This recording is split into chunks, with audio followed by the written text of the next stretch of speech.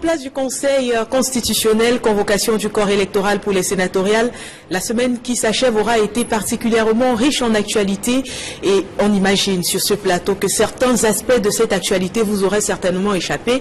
Occasion pour nos invités de vous édifier sur les différentes thématiques qui seront abordées dans cette autre édition de votre émission dominicale. Mesdames et messieurs, bonjour. Bonne fête de la jeunesse à ceux d'entre vous qui se sentent concernés. Droit de réponse s'installe. Bonjour Flavien. Bonjour à tous les jeunes. Bonne fête de la jeunesse. Merci. Pourquoi vous dites à tous les jeunes? Vous n'êtes pas jeune? Je dis à tous les jeunes, ça veut dire y compris moi. D'accord. Alors vous avez la lourde responsabilité, Flavien, de nous faire part de tout ce qui est paru au cours de la semaine en fonction avec nos différentes thématiques. Bien entendu. Et on se souvient d'ailleurs que les décrets du chef de l'État concernant la mise en place du Conseil constitutionnel et bien entendu la convocation du corps électoral n'ont pas échappé à la presse cette semaine qui s'achève. Souvenez-vous qu'en parlant bien sûr du Conseil constitutionnel, le journal Info Matin, dans l'une de ses publications, fait savoir que Paul Biya a choisi un magistrat hors hiérarchie à la retraite pour mettre donc à la tête de l'institution. Selon bien sûr le journal, Clément Atalana a été donc ressuscité au propre comme au figuré, selon bien sûr le journal. Donc la nouvelle expression et également de cette semaine, pour sa part, revient bien sûr sur ce cas et nous apprend que Paul Biya se réveille 22 ans après pour créer donc l'institution introduite dans la Constitution camerounaise en 1996. Donc le rédacteur de l'article de la nouvelle expression précise par la suite que le chef de l'État a donc raté l'occasion d'apaiser les tensions dans les régions du nord-ouest et du sud-ouest. Donc au sujet du quotidien, à ce sujet justement, le quotidien Le Messager dit plutôt que le président de la République a roulé donc les anglophones dans la farine. Le quotidien privé fait savoir également que c'est un anglophone qui aurait dû être donc président du président du Conseil constitutionnel.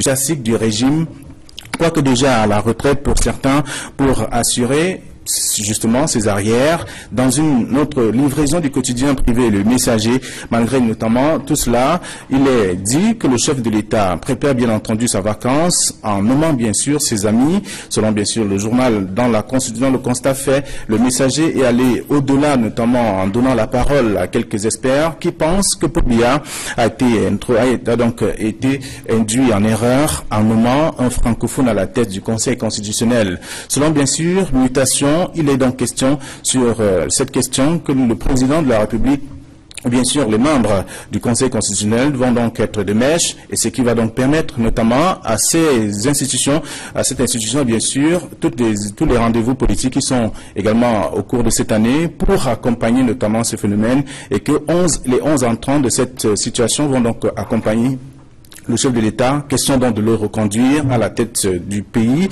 à la tête de la magistrature suprême. Le journal L'Essentiel parle également, les qualifier aujourd'hui des sages, les sages qui vont donc justement gérer et prendre des décisions, des grandes décisions même de la République. L'hebdomadaire rappelle que c'est le cas avec notamment les sénatoriales dont le scrutin est prévu pour le 25 mars prochain. Voilà du moins le traitement que la presse a réservé à ce premier sujet dans le cadre de ce rendez-vous dominical. Et parlant de toute autre chose, des sécessionnistes notamment, on apprend que la presse n'a pas manqué également de quoi satisfaire ses lecteurs cette semaine qui s'achève.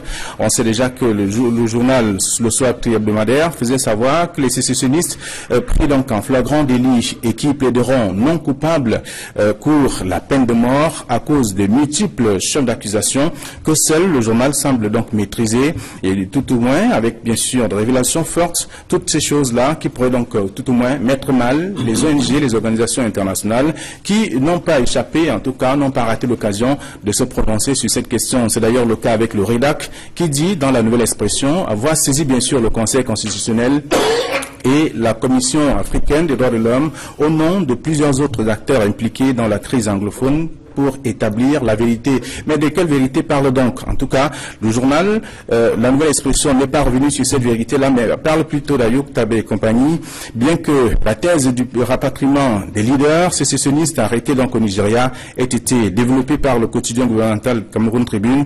La controverse enfle toujours au sein donc de la classe politique et même de la société civile, mais avec une question à la clé: expatriés ou encore extradés? C'est une grosse question.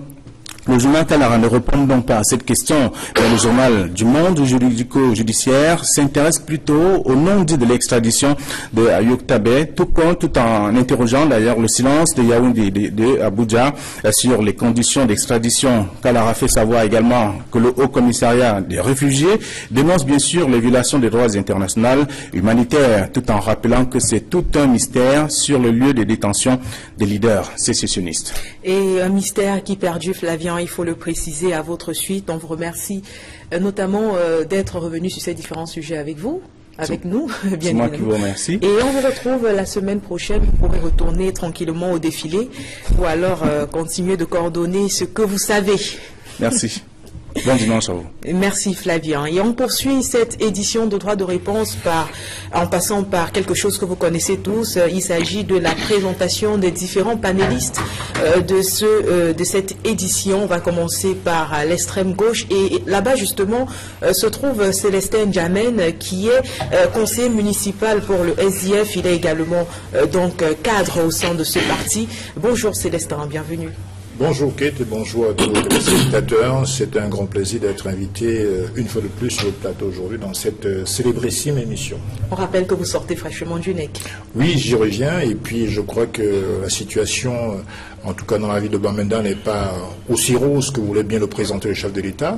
En tout cas, j'y étais pour le classique, on va dire la classique réunion du NEC. Vous savez qu'on a eu un NEC extrêmement important puisqu'il précède le congrès qui aura lieu le 22, 23 et 24 février prochain, donc dans moins de 14 jours.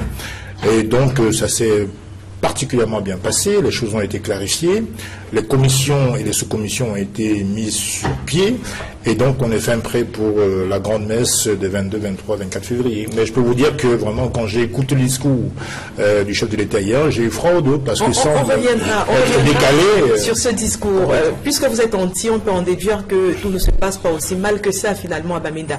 On va passer à mon extrême droite cette fois-là pour introduire un autre invité de ce panel. Lui, il est journaliste, il est data journaliste d'ailleurs. Il s'agit de Paul Joël Kamchan qui a bien voulu répondre à présent à notre invitation. Bonjour. Bonjour Kate, merci une fois de plus de renouveler cette invitation, ça me va tout droit au cœur. J'apprécie surtout qu'autour de moi, il y a d'illustres panélistes qui ne sont plus à présenter et j'espère être à la hauteur parce que c'est pas souvent facile de parler après eux. Si on vous a invité, c'est que vous serez forcément à la hauteur. Ne vous en faites pas. Merci déjà. Après vous, on va faire rentrer notre conseiller municipal. Il est connu pour ses prises de position, lui également, et pour la force avec laquelle il prend justement position. Il s'agit de Hilaire Zipon, à qui on va également souhaiter la bienvenue.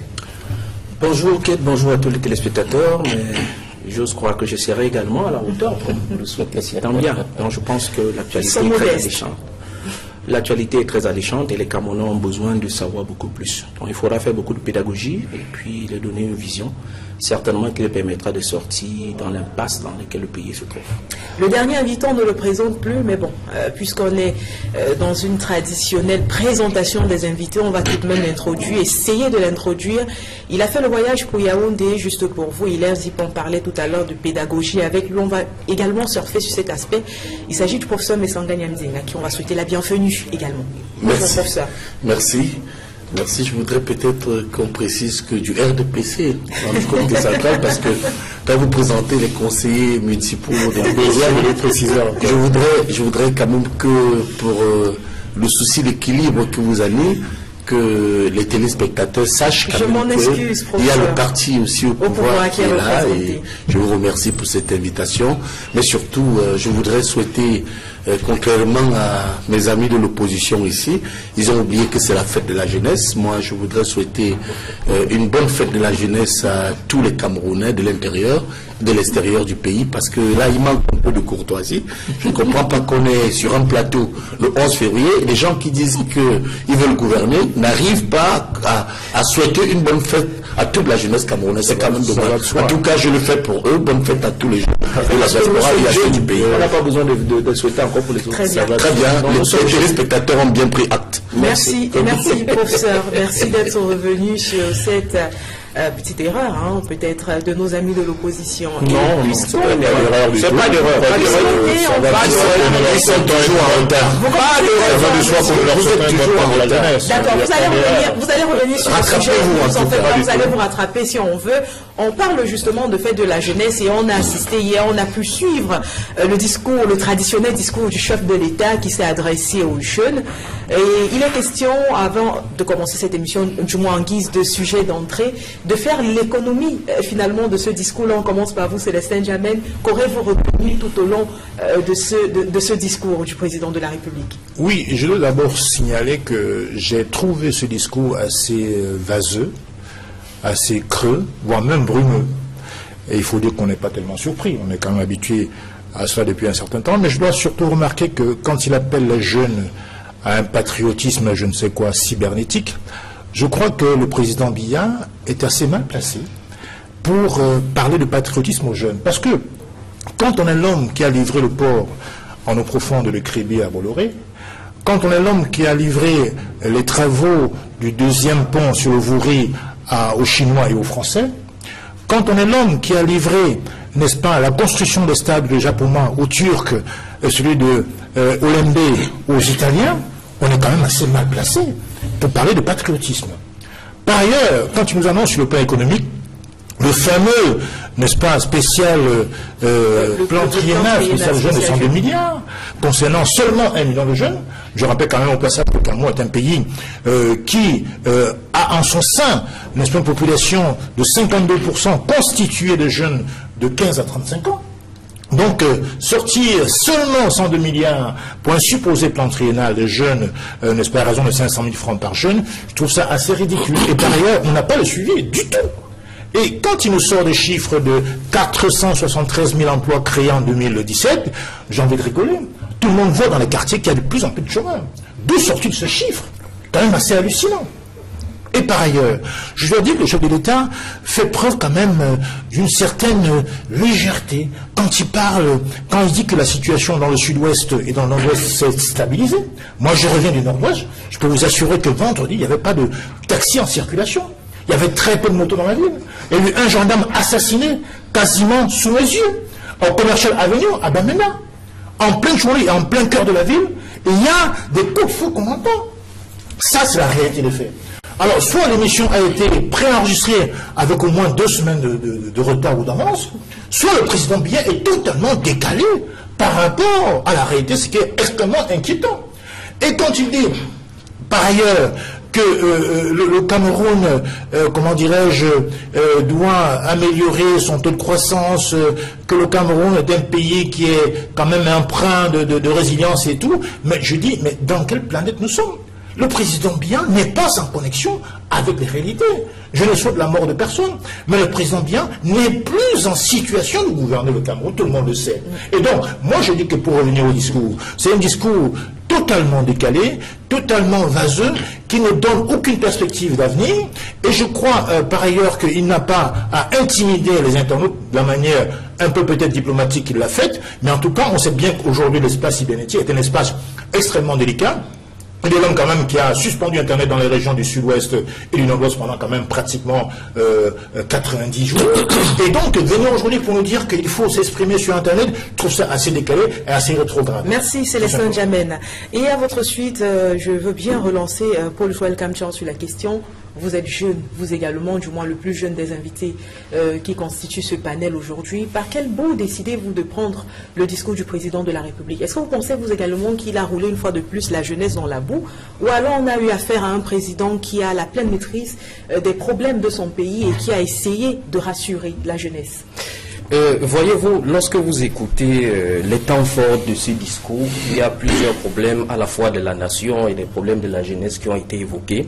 Vous vous rendez compte par endroits que vous avez l'impression que le président ne reçoit pas toutes les informations sur la réalité, sur le terrain. Je vous prends un morceau choisi, par exemple le cas de la situation des régions anglophones, où quand vous écoutez ce que le président a dit et que vous tâtez la réalité sur le terrain, vous sentez qu'en réalité le président est très loin de cette zone-là. je voudrais encore revenir sur un autre pan de ce discours qui, de mon point de vue, n'est pas la première fois. Le gouvernement ne fait que montrer sa peur et sa crainte face aux réseaux sociaux.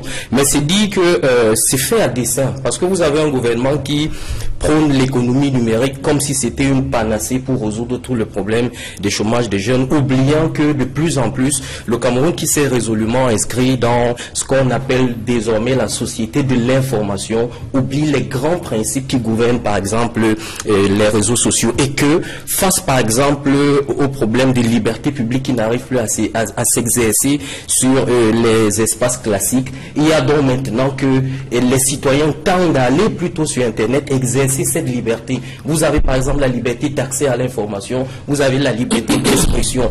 Et puis tenez-vous tranquille qu'aux Nations Unies, par exemple, le conseiller spécial en charge de la liberté d'expression considère désormais la liberté d'expression exercée sur Internet comme étant un droit fondamental. Et vous avez en même temps la Déclaration africaine des libertés sur Internet de 2014, par exemple, qui au Cameroun tarde encore à prendre corps. Et de l'autre côté, le sérieux problème en réalité, en l'absence d'une loi sur l'accès à l'information et aux données publiques, vous comprenez tout de suite qu'il est normal que Internet devienne un fourre-tout, parce que vous avez par exemple le ministère des télécommunications qui ne s'est basé que sur son pan d'activité, en mettant sur pied par exemple des lois sur la cybersécurité, et des lois sur les télécommunications, et des lois sur les communications électroniques. Mais à côté par exemple, on a oublié toute une loi sur l'accès à l'information. Et puis dans le préambule de la Constitution par exemple, la liberté de l'information et la liberté d'expression sont vaguement évoquées dans le préambule. Et maintenant il faut absolument une loi, parce que parmi les instruments au niveau régional et international, le Cameroun fait partie. Mais malheureusement, au niveau interne, vous n'avez pas de loi contraignante. Et donc, tout de suite, il est normal que les Camerounais qui vous face aux sous-préfets qui interdisent d'exercer un certain nombre de libertés, ces rues vers Internet qui semblent n'avoir finalement pas de garde-fou. Donc je voudrais dire une chose, c'est que d'accord pour le développement du numérique, et on attend d'ailleurs que le ministère des Postes et Télécommunications, qui a publié tout un document sur la politique de développement de l'économie numérique, puisse en faire justement une évaluation à ce jour pour qu'on sache exactement, parce que c'est devenu finalement comme un slogan pour ce gouvernement qui pense que l'économie numérique va résoudre tout. Mais à côté, il faudra qu'on fasse très attention, parce que la base de tout cela, ce sont les libertés publiques qui, de plus en plus, dans les espaces physiques classiques, tendent à disparaître. Et donc, on ne devrait pas interdire aux Camerounais. Et puis, ce n'est pas une spécificité camerounaise. Aux États-Unis, en France, partout ailleurs, davantage on exerce les libertés publiques sur Internet. Il y a désormais ce qu'on peut appeler, ce qu'il convient d'appeler des lanceurs d'alerte, qui sont ces personnes qui brisent toutes les conventions pour justement mettre devant de la scène des informations qui jusqu'ici étaient cachées. Et justement, sur ce point, en France comme aux États-Unis, ces lanceurs d'alerte sont protégés. Il y a des textes qui les protègent, mais déjà au Cameroun, vous n'avez pas une loi sur l'accès à l'information et liberté publique. Pourtant, on vous dit qu'il existe une liberté d'expression, une liberté d'accès à l'information. Quand vous prenez par exemple la loi sur les archives 2000, son décret d'application de 2001, en fait, ces lois résolvent autant pour moi un problème parcellaire de la question. Parce que ce sont des textes qui se situent en amont. Mais en amont, parce qu'en réalité, ici, ça ne touche que peut-être le troisième âge des archives qui doit être au niveau des archives nationales. Mais vous avez le premier âge, vous avez l'âge intermédiaire, en réalité, qui ont des sérieux problèmes. Et c'est pour ça qu'un fonctionnaire qui a un problème à Maroua, par exemple, est obligé de venir à Yaoundé, attendre au ministère de la fonction publique. Quand il arrive à Yaoundé à 6 h, il faut qu'il attende devant le portail à 11 h pour qu'on ouvre le portail et qu'il se rende finalement compte que la personne qui est en charge de son dossier n'est finalement pas là. Je ne s'il y avait une loi en la matière, étant à Maroua, il pouvait facilement suivre son dossier. D'avoir accès à ces différentes informations. On rappelle que vous êtes data journaliste, vous êtes donc très à l'aise dans cet élément qui est le vôtre. Surtout que c'est mon thème de recherche, les questions d'accès à l'information. La précision en vaut la peine, justement. Hilaire Zipon, je me retourne vers vous à présent. Par quel aspect vous décidez de prendre ce discours du chef de l'État? Est-ce que vous voulez tabler sur les chiffres qu'il nous a donnés, notamment sur la création des emplois jeunes, alors que Célestin Jamel l'a précisé tout à l'heure, on voit de plus en plus de jeunes sortis d'universités d'État ou alors des universités publiques ayant déboursé d'énormes sommes d'argent, se retrouver au quartier sans emploi et sans espoir de vie? Non, je pense que tout à l'heure, à la fin, de Paul Joël a lancé, a développé un thème qui me semble tout à fait, c'est celui de lanceur d'alerte. Le lancer d'alerte n'est pas seulement dans le monde de la communication. Il se trouve que nous qui sommes des politiques, bien entendu, qui exerçons au quotidien, nous sommes des lanceurs d'alerte. En ce sens que nous portons à la connaissance du grand public qui nous vote, hein, bien entendu, parfois des déflagrations, de violations de loi. C'est une façon, on doit être suffisamment protégé dans ce sens-là. Nous sommes aussi également des lanceurs d'alerte. Donc je pense que là, il faut encadrer ces lanceurs d'alerte-là pour la société parce que ces gens-là construisent d'une manière ou d'une autre à l'élaboration d'une bonne société.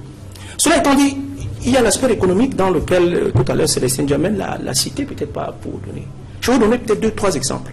Le président de la République a dit que dans toutes les régions, maintenant, on va avoir certainement des écoles. Cela montre à suffisance qu'il y a beaucoup de jeunes qui se forment, dont le besoin est là. Dans le même temps, il ne nous donne pas la perspective de pouvoir les recaser. Qu'en est-il des 25 000 jeunes fonctionnaires qu'on a recrutés? Le bilan aurait été fait. Et dans 3 ans après, il nous dit, bon voilà, ce que ça a coûté à l'État du Cameroun, le recrutement de ces 25 000 jeunes-là, d'une part. D'autre part, il y a 2 ans, je s'est passé aujourd'hui un colloque qui s'est tenu à Yaoundé, c'était Cameroun Terre d'attractivité, dans lequel le secteur de l'innovation de la jeunesse prenait toute sa place dans le développement de la nation. Les textes, vous avez vu que c'est 3 ans après qu'on met complètement le budget trinal. Et là, je fais bien le truc. Mais ce qui m'a semblé tout à fait intéressant, c'est qu'après le discours du chef de l'État, les membres du gouvernement se sont complètement occupés tous les espaces médiatiques qui existent. On est déjà un petit peu habitué à cette façon de procéder. On ne peut que l'apprécier. On ne peut que l'apprécier parce qu'à partir de là, maintenant, ils font maintenant le service après-vente du discours du président de la République. Mais comme ils sont parfois en déphasage avec le discours du président, ils nous font des révélations qui nous font promettre. Je vous prends le cas très simple. Le secrétaire général des services du ministère des Finances arrive sur un plateau de télévision et nous dit, bon écoutez, nous n'aurons pas le taux de croissance prévu compte tenu des problèmes anglophones. C'est une avalanche dans laquelle il aurait dû donner au chef de l'État ce rapport-là.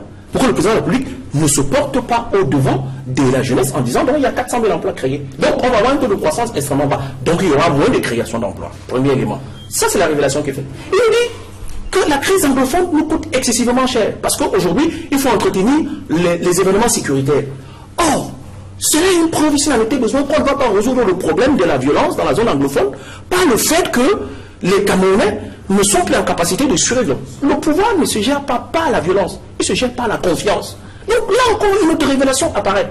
Et enfin, semble nous dire avec beaucoup d'aisance, le ministre délégué chargé d'éducation de base nous fait encore une autre révélation, certainement sur votre plateau que j'ai suivi, qui dit que, avec beaucoup d'étonnement, qu'il faut des interlocuteurs dans la zone anglophone.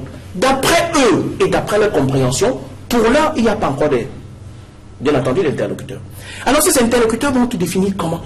Par voie électorale ou par voie de désignation pour les populations du Nord qui disent voici nos électeurs ou voici nos mandants pour les négocier la crise anglophone.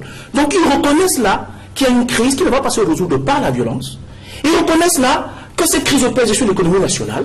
Ils reconnaissent là également que la communauté internationale nous regarde aujourd'hui avec beaucoup de loupe et que donc par conséquent on aura beaucoup de difficultés à pouvoir atteindre les chiffres qu'on se peut dire et trouver ces jeunesses. Et donc je termine en disant donc si on considère que tous ces éléments-là sont mis superposés pour pouvoir donner, ces rapports auraient pu être donnés au chef de l'État pour que le discours aussi optimiste qui semblait donner à la jeunesse ne puisse pas être. Mais je conclue. Et là, il le dit lui-même très bien. À la fin, il utilise une expression qui me semble tout à fait intéressante.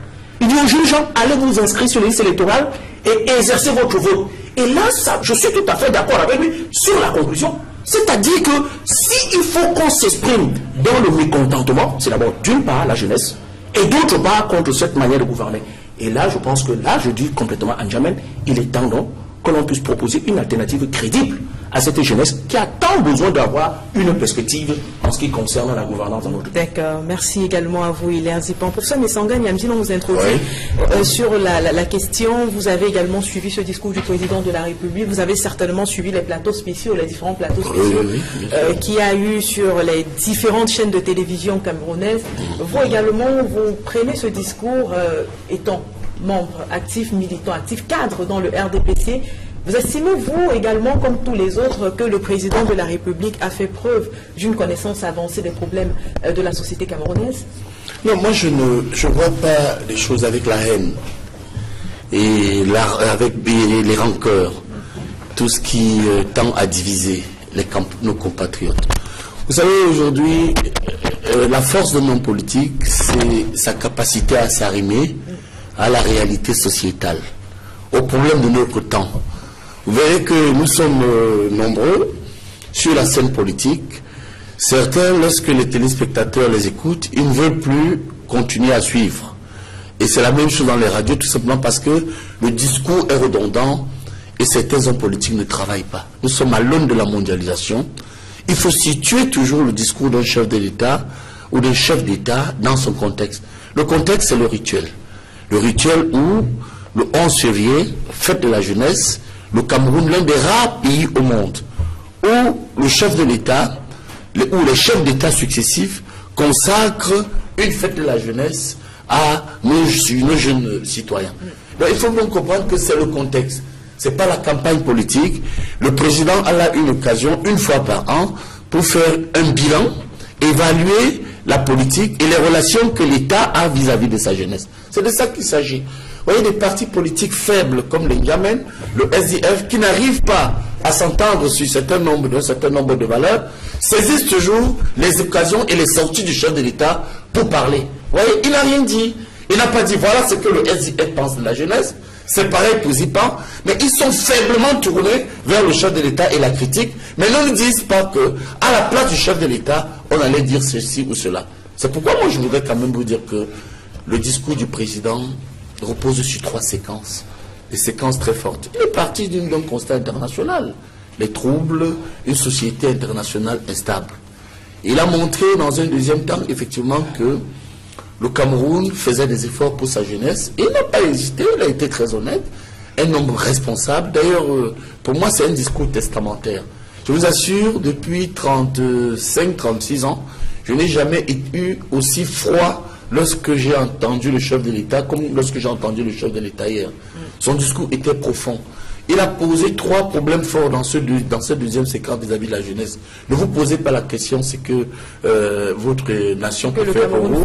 Mais ce que vous faites pour le Cameroun. Ça m'a rappelé un peu Kennedy, qui posait déjà ce problème. Et puis, deuxième temps fort de cette deuxième séquence, il a dit qu'il fallait respecter les autres. Là, on a bien compris dans ce deuxième temps fort qui faisait allusion à ceux qui ont véhiculé qu'il était mort. Vous voyez, quand il dit respecter les autres, il faut décrypter cela. C'est profond. Vous ne pouvez pas être là parce que certains veulent vous remplacer et décrètent chaque jour que vous êtes mort. Ce n'est pas humain.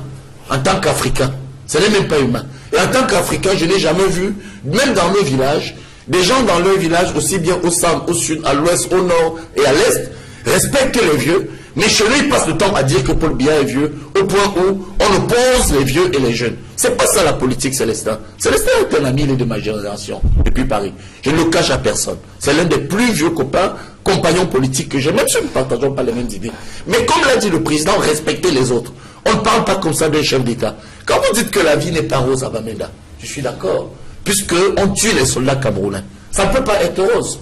Vous voyez que vous êtes même en contradiction, et surtout dans la dernière séquence. Les citoyens également, il faut préciser, oui, perdent de la vie dans le nord-ouest et le sud-ouest. Nous sommes d'accord, parce qu'il y a des terroristes, et il faut vaincre ces terroristes.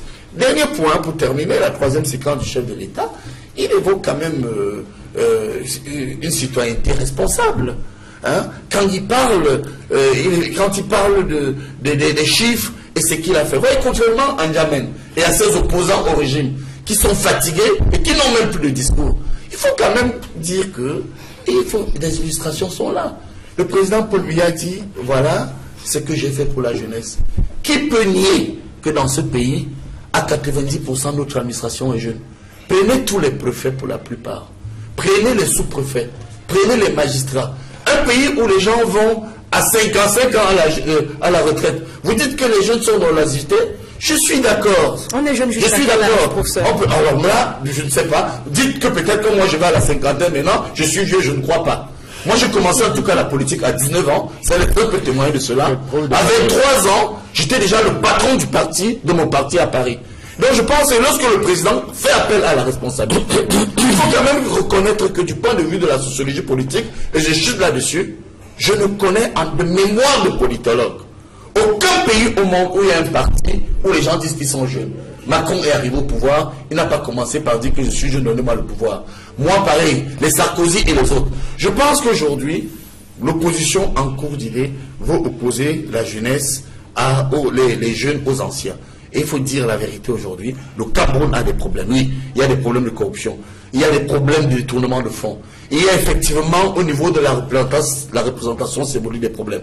Mais reconnaissons quand même qu'aujourd'hui, le fameux plan triennal, c'est l'initiative privée. Moi, avec mes mauvais yeux, je me suis amusé à aller au musée. Mais Célestin, après ce plateau, venez, je vous embarque à Yaoundé. Allez voir ce que les jeunes entrepreneurs créateurs sont en train de faire aujourd'hui au musée national. Non, on ne peut pas dire que dans un continent où tous les jeunes sont désœuvrés, où tous nos voisins sont en guerre, où le Cameroun reçoit de plus en plus tous les jeunes de l'Afrique noire, ivoiriens, rwandais, congolais, centrafricains, vous ne pouvez pas dire que le régime de Paul Biya est mal que ça. Merci infiniment, professeur. On se souvient également, toujours dans la mouvance de toutes ces séries d'actualités qui nous est tombée dessus, que jeudi dernier, le président de la République a rendu public un ensemble de décrets qui a été signé par lui. On apprend notamment la création ou alors la mise totale sur pied du Conseil constitutionnel avec bien évidemment la nomination des 11 membres de ce Conseil. Il y a également une autre information à côté de cette mise en place du Conseil constitutionnel. On a parlé de la convocation du corps électoral pour les sénatoriales, une actualité qui est venue mettre de côté toutes les autres actualités de la semaine sur laquelle finalement les médias et même la population camerounaise avaient concentré son attention. Alors on va vous relancer, vous exactement, professeur Messanga Yamding, sur cette actualité-là, d'abord en tant qu'observateur et ensuite en tant que militant de poigne au sein du RDPC. Dites-nous, comment avez-vous perçu ou alors reçu la nouvelle de tous ces décrets? Bon, d'abord, en tant que professeur de sciences politiques, il faut dire que c'est un processus historique d'achèvement de notre démocratie qui est en train de s'opérer. Et je voudrais ici vous rappeler que l'opposition, contrairement aux opposants qui sont ingrats, excusez-moi, il est assez malhonnête. Vous faites une fixation sur les... Oui, il faut l'opposition. Et qui sont assez malhonnêtes, comme les Célestins et au SDF. Je voudrais quand même reconnaître que cette opposition avec les Célestins a contribué à la construction de ce pays. Il faut vous rappeler que si nous avons obtenu aujourd'hui Elecam, c'est grâce à l'opposition. C'était à la demande de l'opposition. Mais ils sont malhonnêtes alors? Mais non, je dis que contrairement à eux, qui ne reconnaissent pas ce que nous faisons du bien, parce que pour moi, je suis cela dans le contexte de la malhonnêteté. Je n'ai jamais vu Célestin, vous-même. Qu'avez-vous fait de bien? Ne nous éloignons pas. Permettez-moi. Qu'avez-vous fait de bien? Alors, par secteur, justice, santé, infrastructure. Qu'est-ce que vous avez fait de bien dans ce pays? Vous n'allez pas me dire.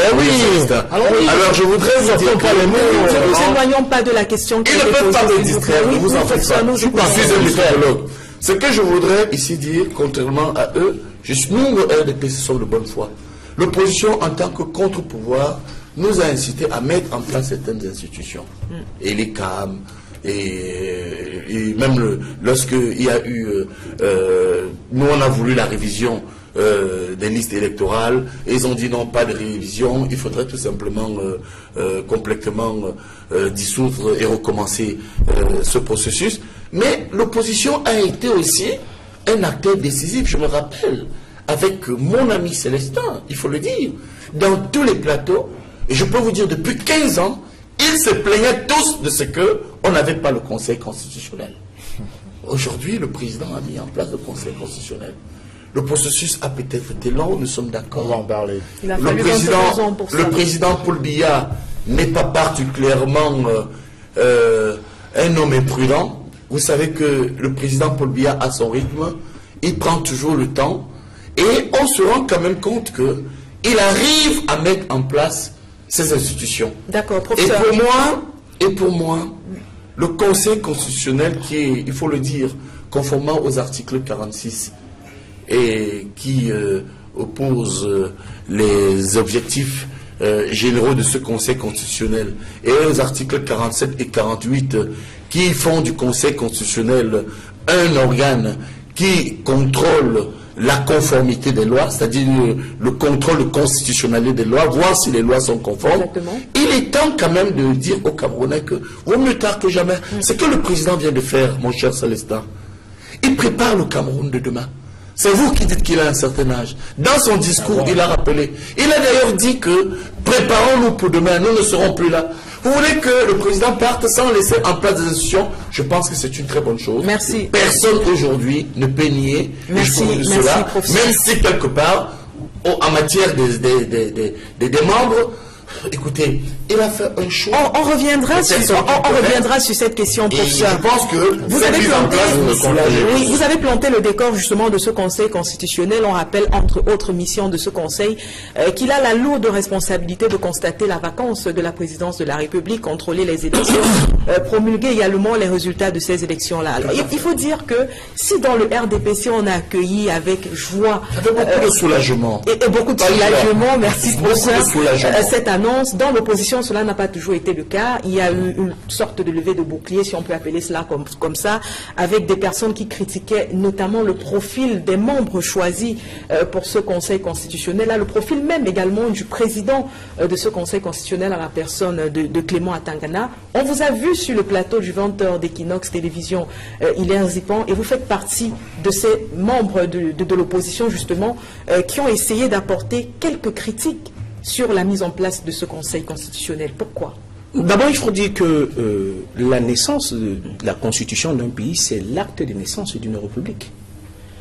Je pense que je parle devant un professeur. L'acte de naissance ne s'écrit pas progressivement. C'est ça le problème, professeur. Si nous avons arrêté en 1996 qu'il y a la naissance d'un État unitaire décentralisé, il était important que l'on arrête la date de la mise en place de toutes les institutions. Dans la forme progressive, on s'est rendu compte qu'aujourd'hui, nous avons pas mal de problèmes dans la mise en application de cette disposition de loi, du moins dans toutes ces institutions. Et je pense que je vais donner deux révélations, certainement. Le Conseil constitutionnel lui-même, il est bien pour laisser respirer une démocratie. Parce qu'en fait, ce Conseil constitutionnel s'assure non seulement de la conformité des lois de la République en adéquation avec les constitutions et les conventions, mais également avec les institutions.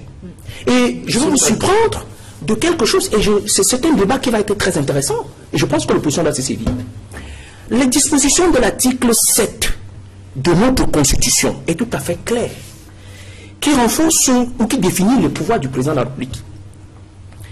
L'alinéa 4 de cet article va être suffisamment débattu. Et je lis l'article. Oui. Les fonctions du président de la République sont incompatibles avec toute autre fonction publique, élective ou toute activité professionnelle. Il s'avère que le président de la République, à son élection, est président national du RDPC. Exactement. Il y a un débat de fond qu'il faut clarifier. Et le débat, le Conseil constitutionnel doit se prononcer sur cette disposition d'article. Donc nous demandons purement et simplement à M. Clément Atangana, immédiatement, de démettre M. Biya de ses fonctions de président national du RDPC. On ne saurait être président de la République et prétendre à une fonction élective d'une association. Sur quoi je parle devant un professeur d'université. Je pense là, c'est un débat de clarification qu'il faut tous en présent dehors, et je pense que le Conseil constitutionnel vient point nommé. Ça, c'est l'un des chantiers. L'autre chantier, c'est qu'à l'opposition à l'heure actuelle, maintenant, nous avons le mécanisme de saisine de ce Conseil constitutionnel. Il y a d'autre part qu'il y a le président de l'Assemblée nationale, le président du Sénat, mais également un tiers des députés, tant au Sénat qu'à l'Assemblée. Et encore plus important, le président de région peut saisir le Conseil constitutionnel. C'est vrai qu'on n'a pas encore mis en place la région. Donc, il revient donc à l'opposition d'avoir cette capacité de saisie. Soit en occupant le perchoir, soit en occupant en ayant les un tiers, qui va être maintenant complètement le déclin, bien entendu, de l'effectif de l'opposition dans les différentes assemblées, tant dans le Sénat que dans l'Assemblée nationale. Bref, pour l'Assemblée, pour le Sénat, au regard des chiffres, on ne peut pas croire. Donc, cela nous permet, et c'est là la subtilité politique, de savoir que les prochaines élections législatives et municipales sont capitales pour que nous ayons au moins les un tiers qui nous permettra le blocage. Surtout que l'âge du capitaine est très avancé et qu'il faudra que nous ayons la capacité pour que les gens du RDPC ne nous soient pas encore une autre pirouette qui nous permettra en ce que nous soyons dans l'impasse. Je voudrais donc terminer par l'un des propos qui me semble tout à fait très important. Tout à l'heure, le professeur a pris pour nous donner la diatribe qu'on a besoin. Non, prof, nous construisons l'eau. Mais Nous ne sommes pas les conseillers du président pour écrire son discours. Vous auriez dit l'opposition, on aurait dit ce que le président va dire. Non, nous ne sommes pas les conseillers du président. Bon, voilà. Donc, nous ne sommes pas faites des propositions. Voilà, nous ne sommes pas les conseillers du président. Notre proposition va du constat. Nous avons fait des constats de ce que le président n'a pas reçu de bons rapports. Et je ne vais pas rappeler ici les constats que j'ai fait précédemment. Sur les têtes d'activité, sur le nombre de jeunes, sur l'incapacité à pouvoir proposer à recruter suffisamment sur eux. Et puis vous avez dit que la fonction publique camerounaise, elle est trop jeune. Mais professeur Moussa Kanyamzi, l'ensemble de la fonction publique camerounaise, c'est 220 000 personnes. Donc vous trouvez que si on case 220 000 personnes dans la fonction publique, on a recruté autant de jeunes. C'est le sein du vélo dit. Il y a près de 2 millions de jeunes. La fonction publique n'est pas la solution. Vous voyez que vous êtes à milieu de la réalité de la solution du problème du Cameroun. Et que le RDPC est dépassé, désuet, et il n'a plus de propositions à faire. Ce n'est pas dans la fonction publique qu'on prend la jeunesse, professeur Moussa Kanyamzi. C'est dans la capacité d'une économie à se projeter, à se mondialiser. J'ai parlé du plan Trinal. Donc, le plan Trinal ne va pas recruter plus de 200 000 jeunes, professeur. C'est l'entrepreneuriat. Non, l'entrepreneuriat non plus ne peut pas assister. Il y a 102 milliards sur un budget de 4 700 milliards. Mais allez voir ce que les jeunes. Mais voilà, on ne peut pas donc. J'ai dit que c'était insuffisant. Mais professeur, à moins que vous ayez la cécité de vouloir refuser la réalité. Je vous donne les chiffres. La réalité, c'est quoi? La réalité, c'est les chiffres. Professeur Moussa Kanyamzi, l'ensemble de la fonction publique, ça fait 220 000 personnes. Même si le président en recrute le double, ça ne résout pas le problème. Oui, mais vous oubliez les parapublics. Non, je corrige. Quand vous dites fonction publique, non. Il y a aussi les parapublics. Voilà, c'est bien. Prenons le chiffre globalisé, je vous donne les statistiques. On est à 316 000. Globalisons 316 000. Messieurs, je me dois de vous recadrer.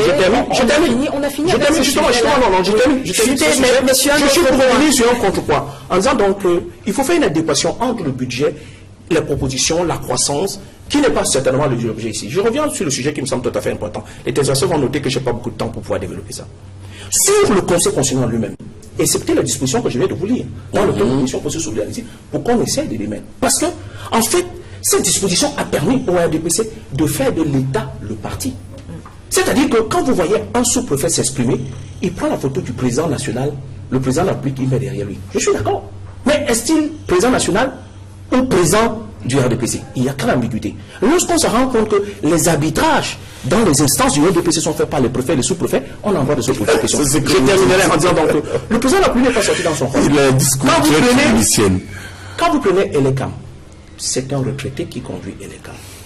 Quand vous prenez la commission Mafani sur le bilinguisme et le multilatisme, c'est un retraité qui le fait.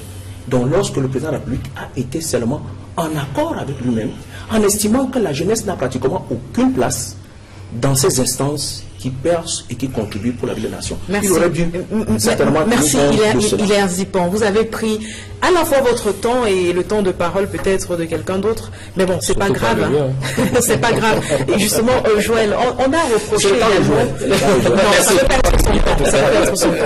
Autre point, autre fait soulevé au cours de cette actualité, ou alors dans cette actualité sur la mise en place du Conseil constitutionnel, c'est l'objectivité, même le sens objectif des personnes nommées. On voit en majorité des personnes du Sérail, on voit en majorité des personnes qui appartiennent au RDPC ou qui ont jadis appartenu au RDPC.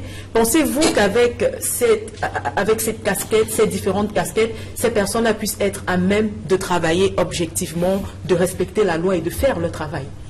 Alors, tout de suite, lorsque vous posez la question, je crois que vous invitez à un petit procès d'intention. Mais je voudrais au moins rassurer d'une chose, c'est que on ne doute pas de la capacité intellectuelle des personnes qui ont été nommées.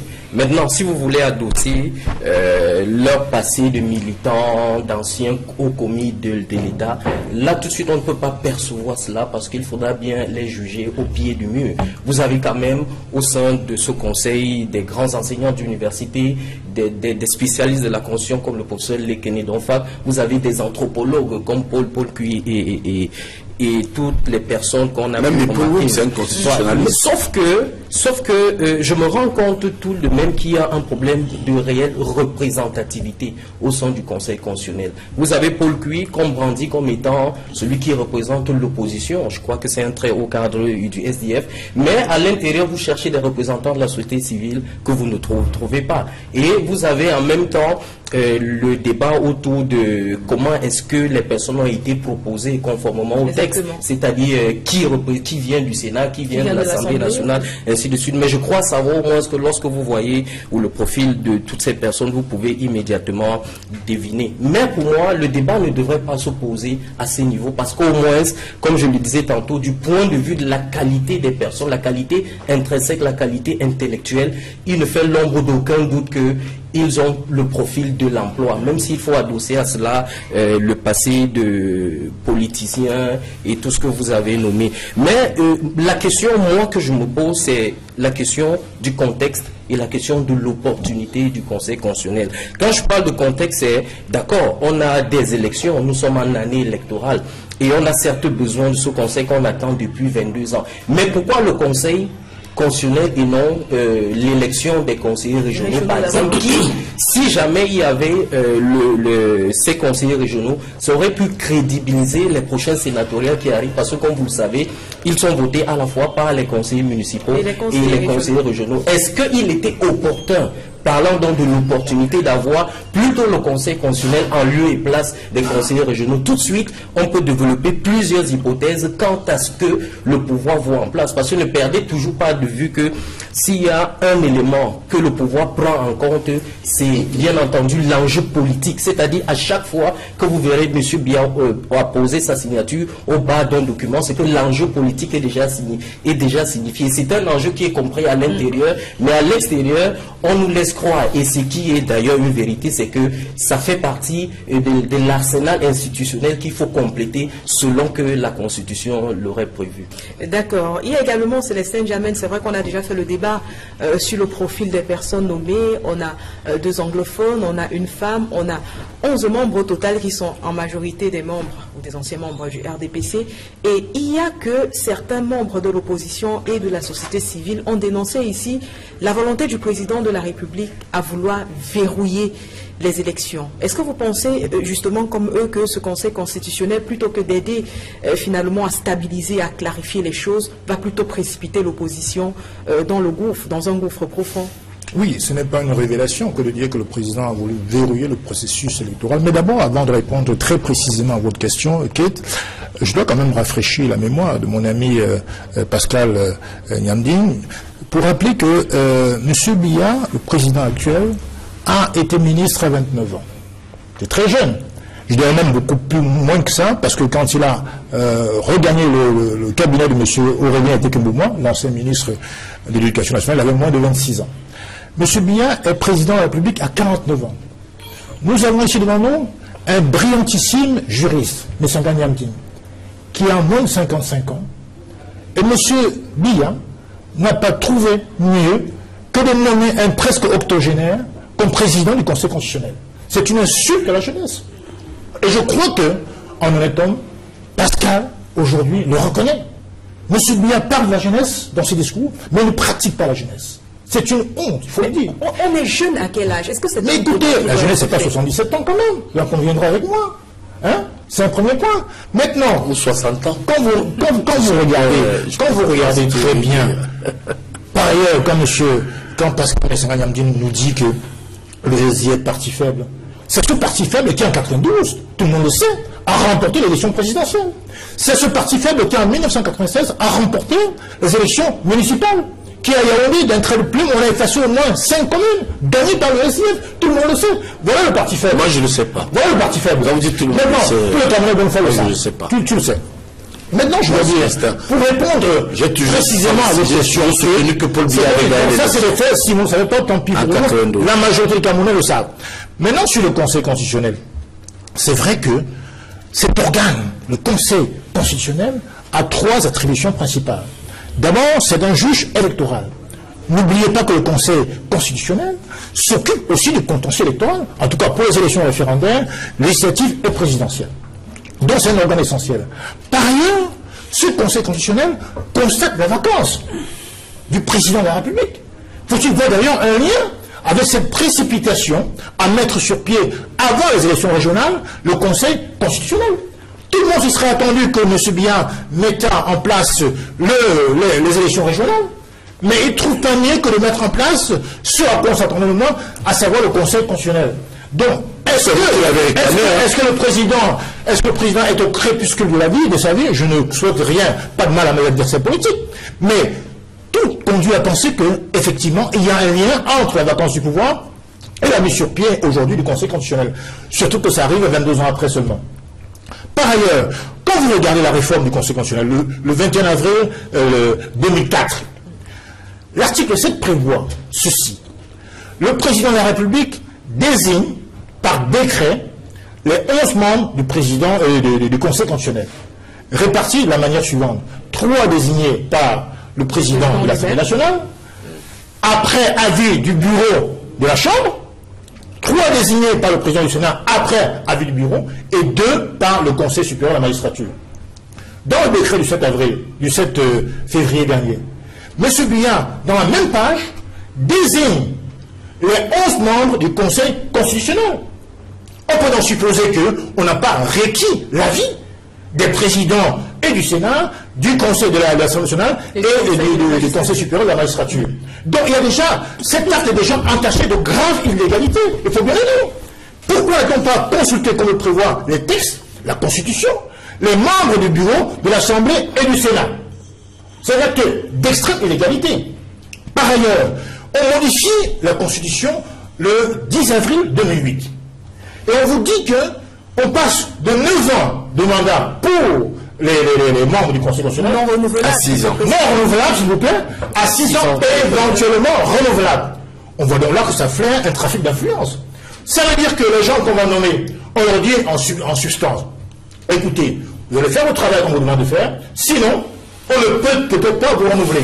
Monsieur Clément Tangana, qui a avoué à mon émission sur Equinox, qu'il est très fatigué, que M. Biya est allé réveiller dans sa paisible retraite, le voilà projeté sous les feux de la rampe. Rappelez-vous un certain énorme Poyet.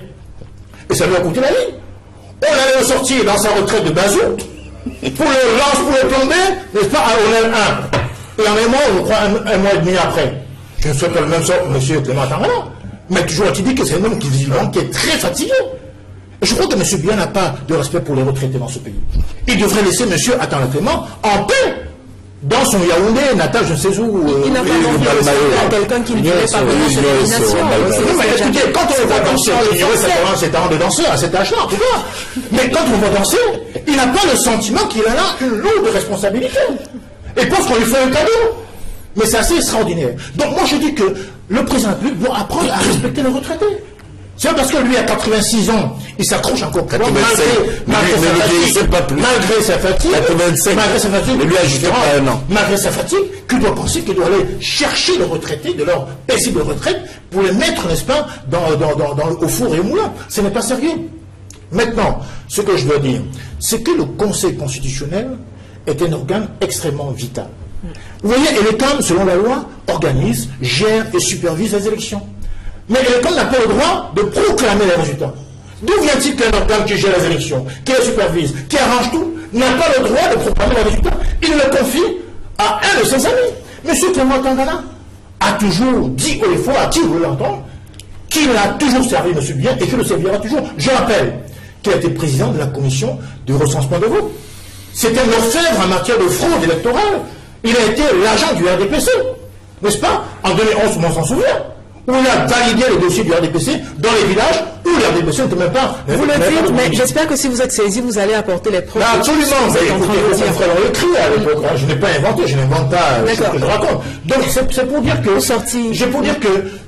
Je mets en cause, non pas comme l'a dit Joël, la compétence de ces magistrats, n'est-ce pas? Le problème, c'est leur indépendance. Parce que quand on dit éventuellement renouvelable, ça pose déjà un problème. Ils ne peuvent pas être indépendants, ils sont là pour proclamer les résultats. Il faudrait déjà qu'on revienne sur la Constitution, l'article 15 alinéa 1, qui dit que, effectivement, il faut 15 jours pour proclamer les résultats. Pourquoi 15 jours? Le Nigeria récemment a proclamé les résultats à 20 heures, le Bénin l'a fait. Il n'y a pas assez d'informaticiens comme nous pour permettre qu'on puisse proclamer les résultats des élections présidentielles à 20 heures. Donc tout ça c'est pour, n'est-ce pas, encourager le tripatouillage, pour, comme d'habitude, arranger des résultats pour le RDPC, et nous n'acceptons pas. Merci. Et pour finir, merci Célestin Djamène. Vous finissez au moins pour la troisième fois sans finir. Moi, j'ai le temps de parole le plus infime. Mais c'est pas vrai. On vous laisse parler, mais on connaissait que nous sommes le Conseil constitutionnel est normal, qui doit être exclusivement composé de juristes. Mon ami Paul Cuy, qui était un excellent anthropologue, pour moi, je suis désolé, n'avait pas sa place au Conseil constitutionnel. Parce qu'en vérité, l'anthropologie, un anthropologue, le Conseil constitutionnel a la compétence. C'est un organe, c'est un juge, c'est un organe qui rend des décisions en matière de contentieux électoral. C'est un organe qui, effectivement, constate la vacance. Et c'est un organe qui essaye de réguler les institutions de la République. Donc, moi je pense qu'il faut éviter de faire la diversion. D'accord. On vous a très bien compris également sur cette thématique-là. Et puis, avant de revenir à vous, Hilaire Zipon, puisqu'il y a quand même un ordre de prise de parole sur ce plateau, on aimerait préciser, professeur, on aimerait préciser, professeur Missonga, que outre le Conseil... que vous faites de la bonne police d'antenne, hein. Je vous remercie. Outre le Conseil constitutionnel, on a également parlé de la convocation, bien évidemment, du corps électoral pour les sénatoriales. On se rend compte justement, professeur, qu'une fois de plus, hein, si on veut adopter la posture du RDPC, le président de la République est dans le respect des lois, dans le respect des délais, puisque c'est un président qui se rend compte d'une sorte de manque, finalement, une sorte d'appel de l'opposition, comme vous le signifiez tout à l'heure, et qui décide de leur donner, en fin de compte, à l'opposition ce qu'ils ont longtemps réclamé. Oui, moi je suis étonné en tant qu'homme politique et en tant qu'analyste, lorsque je vois Célestin et nos amis de l'opposition critiquer la mise en place du Conseil constitutionnel. Vous voyez que nos amis sont habitués au partage du gâteau. Ils veulent tout avoir. À l'Assemblée, ils n'ont pas la majorité, mais ils disent on n'est pas ici, on n'est pas ça. Regardez bien leur état d'esprit. Au Sénat, ils veulent le partage du gâteau. Au niveau des municipalités, ils veulent le partage du gâteau. Mais je voudrais leur dire qu'ici, le Conseil constitutionnel, qui est une institution, comme vous l'avez si bien dit, de régulation, et d'appréciation et d'accompagnement en matière de conformité des lois, n'est pas un gâteau à partager. Et ici, je suis très étonné, alors vraiment, la main sur le cœur, Célestin, de voir que vous voulez être partout.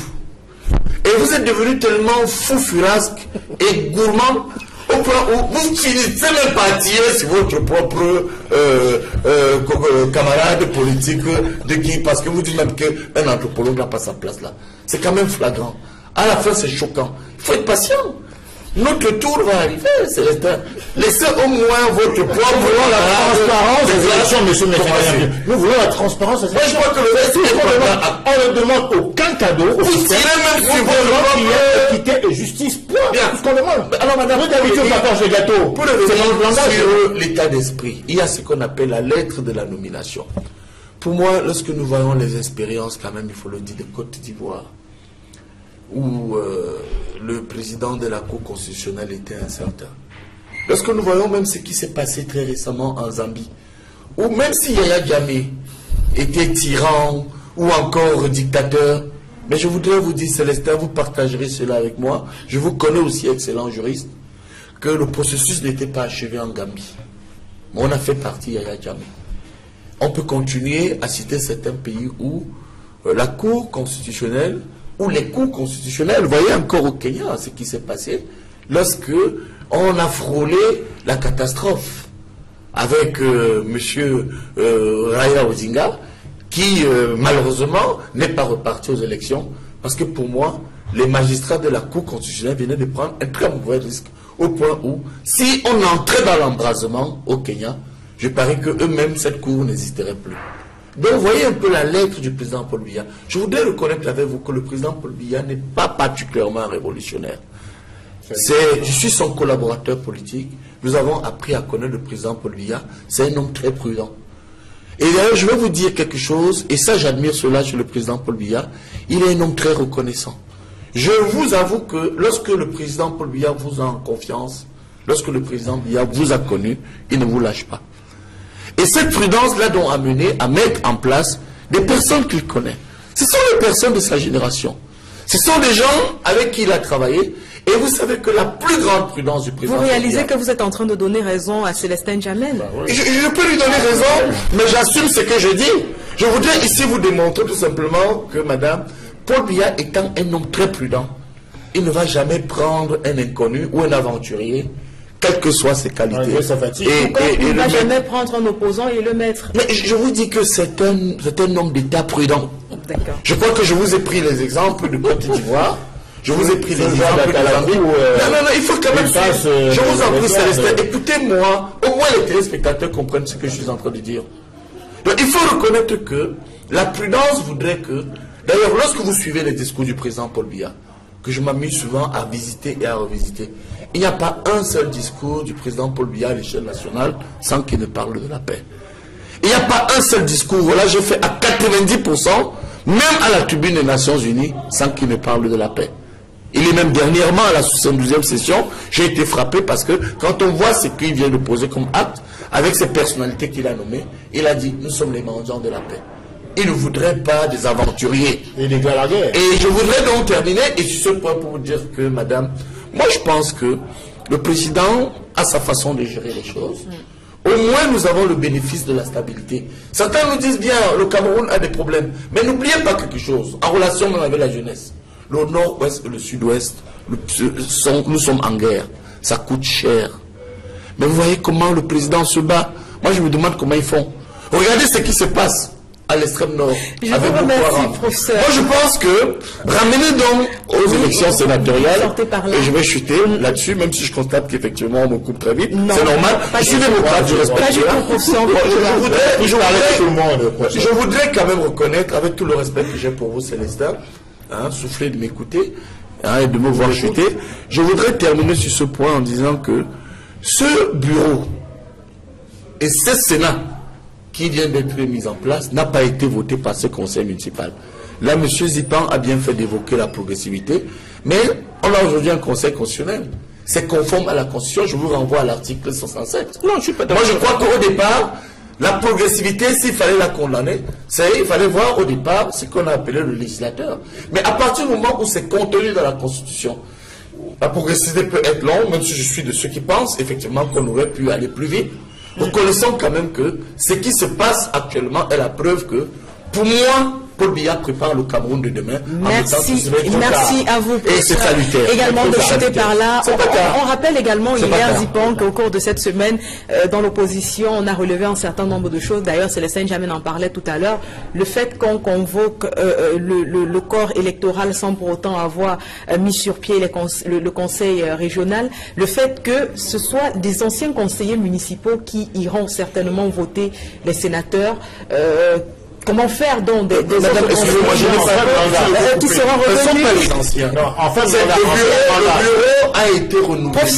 Permettez-moi, le 30 septembre. Professeur, vous êtes en train de prendre plus de temps de parole que... Non, j'ajoute quelque chose. Vous avez dit les anciens, non. D'accord. Le bureau qui a élu ce Sénat n'est pas le même. Parce que les conseillers qui sont actuellement là n'ont jamais voté. Ils ont été mis en place le 13 septembre 2013. Ils voteront et partiront, professeur. On est d'accord.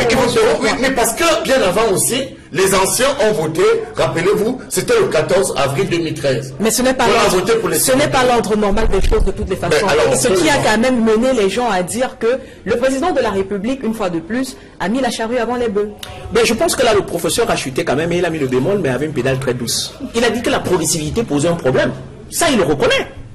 Et de la même manière qu'il a reconnu... Nous sommes d'accord. Bien d'accord. De la même manière, il n'a pas reconnu que l'article 7 alinéa 4 pouvoir poser aussi un autre problème au Conseil constitutionnel. Et le Conseil va apprécier. Voilà, bien entendu, en supposant qu'il va avoir dans certainement il y a une violation flagrante. Non, ne lisez pas dans l'enveloppe. C'est-à-dire que le président... Ne faites pas comme Célestin qui est dans l'enveloppe. C'est pas l'objet. Ces membres ne pourront pas... C'est pas l'objet. C'est pas l'objet. Aucune indépendance. C'est pas l'objet. Allez-y. C'est pas l'objet. Donc, par conséquent, le fait qu'on n'a pas mis ça en place, dans son rôle ou dans sa programmation normale, fait en sorte qu'on va se chevaucher maintenant. Et c'est tout à fait normal. Mais je pense qu'on ne devrait pas se plaindre parce que là maintenant on est complètement dans la mouvance. Nous sommes dans la démocratie. Nous sommes dans cette mouvance-là. Donc moi, ce que je m'attendrais, je prêcherai pour notre chapitre à l'opposition, c'est de savoir comment tirer profit de cela. Parce que dans la programmation telle qu'elle est faite à l'heure actuelle, nous aurons certainement des élections sénatoriales, municipales et législatives, et enfin les élections présidentielles. Maintenant, je pense que le calendrier est tout à fait clair pour chacun. Il a toujours été clair. Hein. Bien, jusqu'à pour ça. Il a toujours été clair. Maintenant, il savait qu'en avril, moi j'ai voté, parce que j'étais à l'époque, j'étais conseiller. Il était question de savoir comment, d'une manière dynamique, on pouvait occuper les espaces. Je vous prends un cas très simple, madame. L'UDC, avec 224 conseillers municipaux, à cette époque-là, à l'ouest et le SDF en avait 106. Quand vous faisiez l'addition, certainement, on avait pratiquement tous les sénateurs de l'ouest qui rentraient dans la chapelle de l'opposition. Ça, c'était évident. Le Nord-Ouest posait quelques petits problèmes parce que, à l'actualisation certainement des chiffres des conseillers municipaux, le RDPC a eu un ascendant. Vous avez vu que c'est avec une courte tête, une très courte tête, que le RDPC a pris la mise complètement dans le Nord-Ouest. Ce qui ne semblait pas être, c'était pratiquement les deux régions, à la limite, quand statistiquement on prenait, qui nous donnait la possibilité à l'opposition de pouvoir gagner dans une bonne dynamique. Maintenant, il y a un problème qui va se poser, c'est que on n'a pas tiré profit de ça. Nous sommes allés en rang, mais si, on est allé en rang dispersé. Et ce qui fait que, au bout, lorsqu'on a renouvelé complètement, cette fois-là, les conseillers municipaux, vous voyez par exemple dans la région de l'Ouest, par exemple, que l'UDC est passé à 163 conseillers, le RDPC, le SDF est passé à 47, et le SDF et le RDPC a complètement allé en ascendant. Pourtant, par contre, c'était des sénateurs, vous attendez, le sénateur et sénateur de la région. Ils avaient pour autant investi certainement des listes et ils avaient fait campagne en tant que sénateurs d'être suffisamment représentatifs de la commune. Parce que pour le moment, il n'y a pas encore les régions. Mais dans la région de la Damawa, le SDF n'a tiré profit que d'à peine 5 conseillers municipaux, malgré toutes les listes investies, pour la plupart dans beaucoup de communes de la Damawa. En résumé, qu'est-ce que ça veut dire? Ça donne que l'opposition a abordé le problème manifestement du mauvais côté. Et là maintenant, il faut qu'on aborde le problème du bon côté. Parce que qu'est-ce que dans les chiffres? Quand vous prenez les chiffres, le seul endroit ou la seule région où l'opposition, il faut trouver 43 voix sur le Nord-Ouest, entre le différentiel entre les conseillers du RDPC et les conseillers du SDF. Et toutes les autres régions, c'est pratiquement en double. C'est-à-dire que le RDPC a pratiquement un double. Ce que nous souhaitons, c'est que le RDPC, dans bien entendu sa discipline, obtient complètement les 70 sénateurs. À ce moment-là, va se poser donc un problème réel de la représentativité de ce Sénat-là dans la vie de la nation. Il faut qu'il y ait vraiment les 70 sénateurs. Parce que s'affrandir ou trouver un autre mécanisme d'un concubinage dans lequel le RDPC va se rentrer là-dedans, va plomber la visibilité, la non-visibilité à l'opposition. Or, si le RDPC a complètement ses 70 sénateurs, il est établi que mécaniquement, la stratégie mise en place par l'opposition n'est pas la bonne. Et on va se ressaisir parce que nous avons dit, on va rectifier l'outil pour les élections municipales et les élections législatives. Avec pour point d'orgue avoir au moins un tiers de blocage au niveau de l'Assemblée nationale. Mieux, on peut même obtenir le Premier ministre. Parce que le Premier ministre doit refléter l'Assemblée nationale et non le Sénat. Donc, par conséquent, si le Premier de l'opposition s'organise très bien, on peut modifier la trajectoire, la vision, et bien entendu, l'apocalypse que nous prévoit un peu ici, le RDPC par le biais de juste pour dire, il est qu'en fait, il se situe encore dans les projections, mais lorsqu'on manipule les données disponibles... Il saisissent le plateau pour dire l'opposition doit s'unir. Il saisissent les plateaux. Et là, les journalistes prennent le temps de parole. Après, tu vas m'interrompre tout à l'heure. Mais le RDPC doit pas passer au Monsieur Paul Jouel a la parole. Oui, en fait, je voulais juste rejoindre Hilaire pour lui dire qu'il parle encore de projets. Ils sont naïfs. Mais à l'heure actuelle, tout semble déjà dessiné au regard des... L'élection présidentielle, c'est dans 8 mois. Oui, mais vous allez faire ça dans 10 ans. Ah bon? Vous êtes pas en retard. Non, nous sommes pas en retard. Les Camerounais vont Nous sommes pas en retard. Nous sommes pas en retard. Nous sommes tentés de prendre une bonne dynamique. Nous sommes pas en retard. Je vous en prie. Vos étudiants sont en train de vous écouter. Oui. Non, mais ce que je veux dire, c'est qu'ils saisissent ce plateau. Vous prenez le temps de parole de Paul Jouel. On est habitué à ça. En fait, je suis d'accord.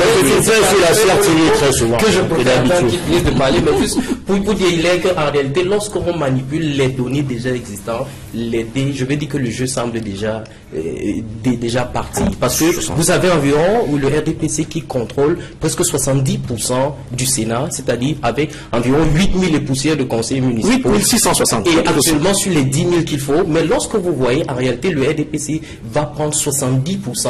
Et si et seulement si on n'assiste plus au concubinage auquel vous faisiez allusion, qui a eu lieu en 2013 avec ce jeu entre la région de la Damawa et les régions anglophones. Donc tout de go, on dira que maintenant, il faudra que l'opposition s'arrange et se batte au moins à avoir déjà au niveau des communes, à pouvoir renverser la tendance, et également au Parlement, au niveau de l'Assemblée nationale. Et là, on aura de l'équilibre. Mais si on rentre dans le même jeu qu'en 2013, alors on va donner raison à Elim Bilibé qui pense que l'opposition ça va encore pour échouer. Parfait. D'accord. Non, professeur, ce n'est pas avec tout le respect également. On va donner la parole à Célestin Jamel. Non, il est mal à l'aise, professeur. Je suis pas mal à l'aise. Calmez-vous, s'il vous plaît. Il est mal à l'aise. Ça fait mal. Il a raison. On est en train d'épuiser beaucoup de temps. On ne nous écoute pas. Pour ça, ne vous en faites pas, vous reviendrez sur ce que vous avez envie de dire. On va vous redonner la parole spécialement sur cette thématique-là, le temps de lancer Célestin Jamel sur un autre point. Il y a également que tous ces dysfonctionnements qui ont été relevés ici par vous sur le plateau ont poussé un certain nombre de partis politiques. Le MRC, par exemple, a demandé le boycott de ces sénatoriales. À côté, il y a la plateforme pour la nouvelle indépendance également qui est en train de demander au président de la République de retirer carrément ces décrets parce qu'il y a tout un tas on va dire de dysfonctionnements dans les lois qui ont été mises en place. Est-ce que le SDF lui également demandera un boycott ou alors il ira aux élections? Bien. Alors, avant de répondre à cette excellente question... Ne répondez pas au professeur, s'il vous plaît. Non, pas du tout. Je suis dans un débat général. Je veux dire que, pour ce qui concerne les principes généraux, le SDF a déjà été sollicité pour entrer au gouvernement à plusieurs reprises. Nous nous sommes toujours refusés, et je peux le confirmer, à rentrer au gouvernement. Parce que le SDF est un parti révolutionnaire, dans le sens positif du terme. Nous voulons une rupture radicale avec le système. C'est la raison pour laquelle, moi, aujourd'hui, je ne conseille à aucun camarade SDF d'entrer dans aucune institution sous le règne de M. Paul Biya. Ni dans le gouvernement, ni au conseil constitutionnel. Moi, si M. Biya me nommait membre d'un conseil quelconque, je refuserai. Parce que nous sommes en rupture totale avec le système et on n'a aucune raison d'entrer dans quelque organe que ce soit. Ça, c'est ma position personnelle. Maintenant, sur votre question concernant, comment dirais-je, le boycott. Mais écoutez, en 1999, le SDF a pris une résolution. Après l'entourloupe de 92, où le président Nigel Fundi a gagné les élections présidentielles et qu'on a purement et simplement inversé le résultat, on a dit que désormais, on ne pratique plus le boycott, ni actif, ni inactif. Nous irons aux élections. Ça, c'est la position officielle du SDF, et je m'incline. À titre personnel, je pense que le Sénat, puisqu'on y est, c'est une chambre inutile, budgétivore. D'ailleurs, je rappelle que le Sénégal, Macky Sall, quand il a succédé à M. Wade, a dissous le Sénat. Le Sénat ne sert à rien. Donc, tout débat autour du Sénat me semble totalement futile et stérile. Le Sénat est l'une des deux chambres du Parlement camerounais, qui s'occupe essentiellement de recevoir les textes en deuxième lecture. Mais le dernier mot revient toujours, lors de la navette parlementaire, ou à l'Assemblée nationale. De plus, quand vous regardez bien, vous lisez bien l'article 55 de la Constitution du Cameroun, les sénateurs représentent les collectivités territoriales. Décentralisées. Ils n'ont donc rien à faire avec les textes votés au Parlement camerounais. Ils sont là pour représenter les collectivités territoriales. Ils n'ont pas voté les textes. Comprenez? Par ailleurs, moi je considère que, quand vous regardez bien, dans les élections, la convocation du corps qui a été faite par le président il y a quelques jours pour le 25 mars, on se rend compte, et vous l'avez rappelé, qu'il y a la charrue avant les bœufs. Parce que logiquement, le collège électoral qui élit, qui vote des sénateurs, c'est le conseil municipal et les conseils régionaux. Il se trouve, c'est pas où, c'est et. Ça veut dire que pour être dans la parfaite légalité, il lui fallut qu'on mettasse en place les conseillers régionaux pour que le Sénat soit légal. Je peux bien comprendre qu'en 2013, c'était la première fois la mise sur pied du Sénat, on s'est contenté uniquement des conseils municipaux. Normalement, si on veut, en tant que juriste, et même non juriste, regarder le texte avec rigueur et discipline, on doit comprendre que c'est l'un et l'autre, et pas l'un ou l'autre. Vous comprenez? Donc moi je considère qu'il faut déjà dénoncer ça sur le plan juridique, et dire en même temps que, quand vous prenez les régionales, le seul collège qui élit également les conseils régionaux, c'est les conseils municipaux. Donc logiquement, les élections régionales devaient venir avant les élections municipales. On a déjà un conseil municipal qui est en fin de mandat. Vous vous rappelez que ce conseil municipal va donner un mandat aux sénateurs qui vont peut-être pas cohabiter avec ceux qui les ont élus. Donc il y a déjà un déphasage avec les conseils municipaux qui sont en train de sortir. Ça n'a pas de sens. Donc il y aura une véritable cacophonie. Moi je pense que M. Biya est toujours dans sa ruse machiavélique, il ne voit pas l'intérêt général. Il est toujours dans les calculs. Or, il faut bien qu'on laisse le Cameroun à la postérité. Le Cameroun ne passera pas, le Cameroun va démarrer. Un président de temps en temps doit quand même prendre sur lui et avoir une vision pour son pays. Comme l'avait M. Amadou Ahidjo, que je ne suis pas un supporter particulier, mais je constate que M. Biya, par rapport à Ahidjo, n'a aucune vision pour le Cameroun. D'accord, je vous remercie. Donc, moi, je dis que le Sénat, on sort de ce échange totalement inutile qu'il faut dissoudre. Oui, ça vous l'avez déjà dit. Je vous remercie. Merci également pour vos diverses analyses sur cette thématique. Là, on sort de ce sujet. Pour prendre le dernier de cette édition de Droit de réponse, on parle là, cette fois, de la gestion des sécessionnistes, Ayoub Tabé et compagnie, qui ont été extradés ou rapatriés. Ça dépend du terme qu'on veut bien utiliser en territoire camerounais et qui, depuis un certain temps, sont détenus finalement dans les chioles de la police camerounaise. Et il faut dire qu'il y a une évolution au niveau de cette actualité au cours de la semaine, c'est que la communauté internationale se mène justement dans ce combat. On a eu la sortie du département d'État américain, c'était lundi dernier, le 6 février, un département d'État qui demande à la fois au Cameroun et au Nigeria de respecter les lois internationales en matière d'extradition, qui demande également au Cameroun de respecter la Constitution, qui demande que toute personne qui n'a pas encore été reconnue coupable ait quand même droit à un certain nombre de choses. Le droit de visite, le droit à un avocat, le droit à un jugement. Et on a donc ce département d'État américain qui fait une sortie aujourd'hui pour essayer de tirer dans la gestion, du moins dans les pieds du président de la République, sur sa façon de gérer ces extradés ou ces rapatriés ou ces présumés terroristes qu'on appelle. Estimez-vous que le moment soit bien choisi, Paul Joël Kamchan? Je vais dire que les États-Unis s'inscrivent dans leur posture internationale qui consiste à être le gendarme des droits humains dans le monde. Vous savez, c'est pas seulement qu'au Cameroun qu'il est chaque fois rappelé de respecter les droits de l'homme. Mais je voudrais dire, cette sortie se situe justement face à un mutisme ou alors à une communication opaque au niveau de la gestion justement de cette arrestation, parce que jusqu'à présent vous avez utilisé deux thèmes qui du point de vue juridique il faut faire très attention, c'est-à-dire quand on parle de l'extradition ou alors quand on parle du rapatriement, ce d'autant plus qu'on ne sait pas très exactement quel était le statut de ces personnes arrêtées au Nigeria. Mais je vais dire, on a quand même eu les sorties de Tiroma, le ministre de la Communication, qui, vous vous rappelez, était un point de presse et non une conférence de presse. C'est-à-dire, il s'est contenté de donner une information qui situait la position du gouvernement, notamment à savoir qu'effectivement, l'armée camerounaise détenait ces personnes. Mais maintenant, ça aurait pu être une conférence de presse et on aurait pu avoir plus de clarification. Mais je crois que cela participe quand même de la ruse du gouvernement à ne rester que d'un point de vue informationnel, c'est-à-dire on vous donne l'information quant à la présence et pour le reste, on nous a fait croire que la justice était déjà saisie du dossier. Mais on sait tout de même que dans les familles, c'est pas très intéressant, il n'y a pas quand même eu de bonnes nouvelles quant à ce que vous avez appelé le droit de visite. Déjà que les avocats n'ont pas...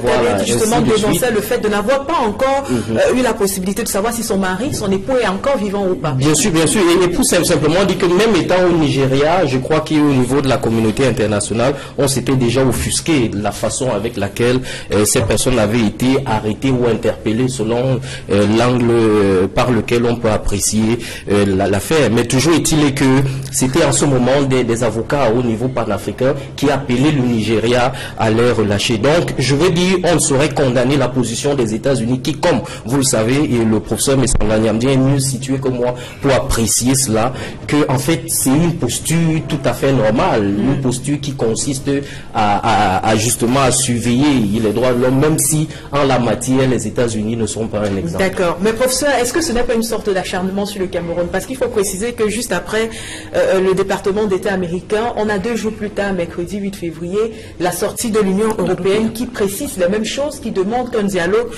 soit établi, qui demande qu'il y ait une sorte de respect dans le traitement de ces réfugiés. Est-ce qu'on n'a pas comme l'impression que l'international est en train de se lever aujourd'hui contre le Cameroun sur cette affaire? Non, le Cameroun est membre de la communauté internationale.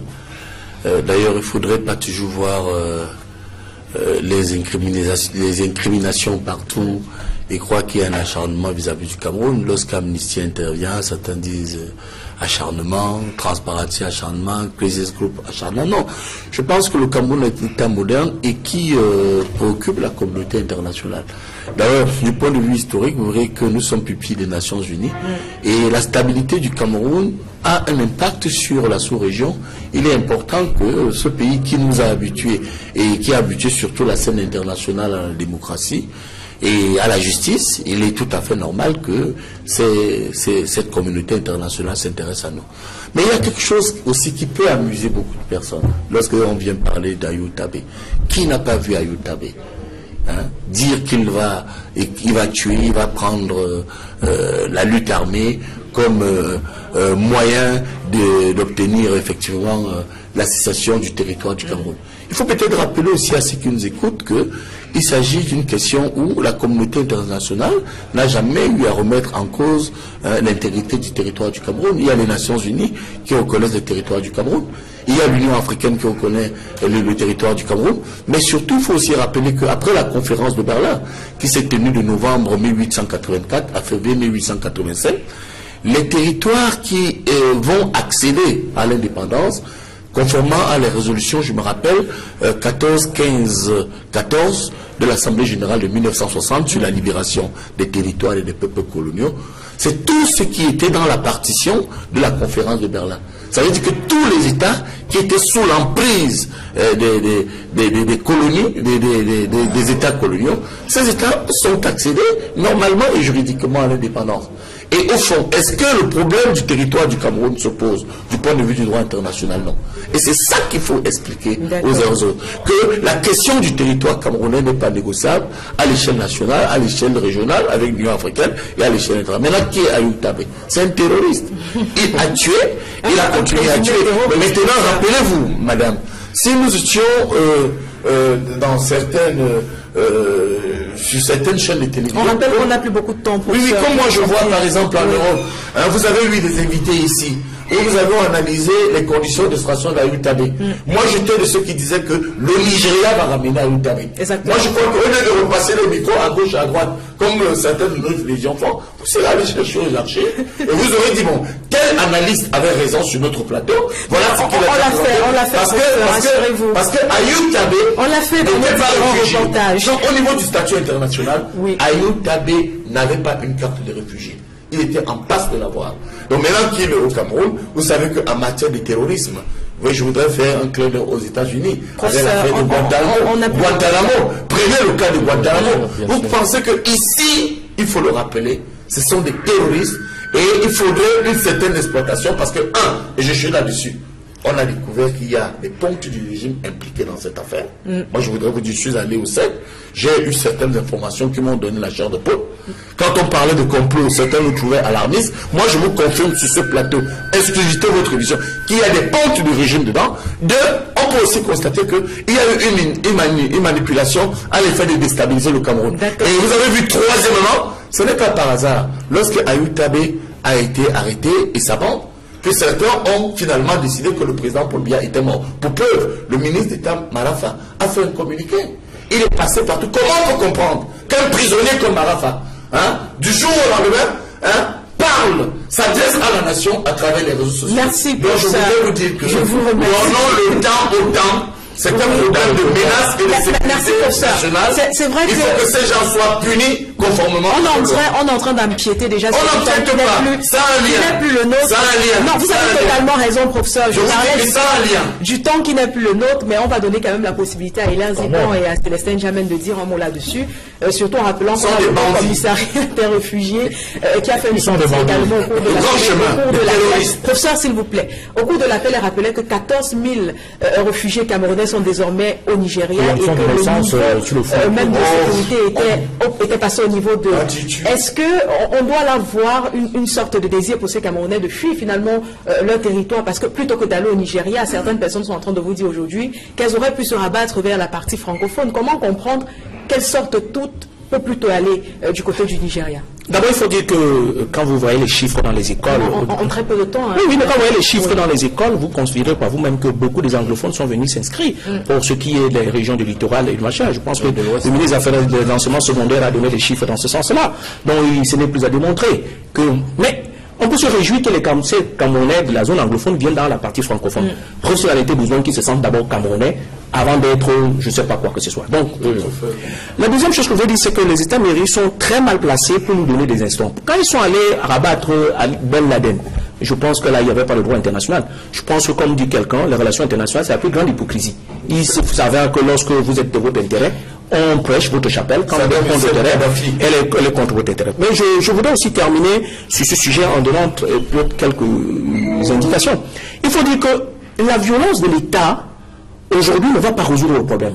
Parce que l'État, c'est d'abord la confiance. Donc, il faut faire renaître la confiance dans la zone anglophone. Et c'est ça qui est le plus dur. Donc, je pense que c'est des mesures conservatrices que nous prenons pour pouvoir sécuriser l'intégrité territoriale. Ça, on en devient, on est tout à fait d'accord là-dessus. Mais maintenant, la méthodologie pour pacifier la situation n'est pas la bonne. Et je pense que là, nous devons plutôt proposer, parce que le RDPC est complètement à bout d'idées dans cette capacité de proposition, et je pense qu'il revient donc complètement à l'opposition de se ressaisir. Et là, Joël, je pense que, comme tu l'as peut-être dit, il faut donc maintenant qu'à l'opposition, qu'on ait soit une opposition conservatrice, qui ne sort pas des sentiers battus, des mauvaises stratégies, ou une opposition progressiste qui fait mienne de la situation actuelle, comme un peu ce que les gens proposent là, le boycott. Le boycott aux élections sénatoriales n'existe pas, parce que le conseil municipal a l'obligation d'aller voter. Donc il n'y a pas de boycott. Donc il faut seulement dire qu'on s'agit à la faveur. Bien entendu, donc il n'y a pas de boycott, donc c'est encore une mauvaise stratégie. C'est parce que ces partis-là se sont inscrits pour la plupart dans les élections présidentielles. J'ai suivi des partis politiques qui font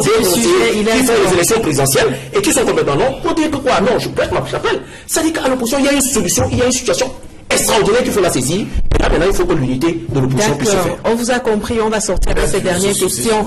Célestin Diamène. C'est ce que vous allez professeur, on se souvient que le parti on n'a pas la culture de la démocratie. On n'a pas la culture de la démocratie. Allez régler vos problèmes. Professeur, vous voyez que